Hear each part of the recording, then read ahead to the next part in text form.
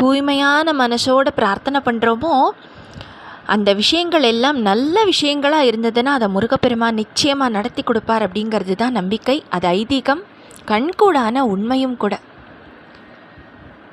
ரொம்ப கோவில்களுக்கெல்லாம் போய் வழிபட முடியல, என்ன பண்ணுறதுன்னு தெரியலன்னு நம்ம கலங்கவே வேண்டாம். வேல் வழிபாடு, ஆற்றுல வேல் இருந்ததுன்னா பண்ணலாம்.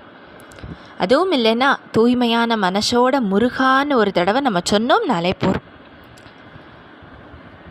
என்ன நமக்கு அன்றைக்கி பூ கிடைக்கிறதோ பழம் கிடைக்கிறதோ என்ன நெய்வேத்தியம் நம்மளால் முடியறதோ அதெல்லாம் பகவானுக்கு சமர்ப்பணம் பண்ணி, அதெல்லாத்தையும் விட முக்கியமானதாக நம்மளோட மனசு, நம்மளோட ஹிருதயம் இருக்கே, அந்த இதயத்தை பகவானுக்கு பாதத்தில் நம்ம சமர்ப்பணம் பண்ணி, நான் உன்னோட சொத்து, நீ தான் என்னை பார்த்துக்கணும்னு பகவானை நம்ம பிரார்த்தனை பண்ணினோம் அப்படின்னா நம்ம பகவானோட சொத்தாயிடும்.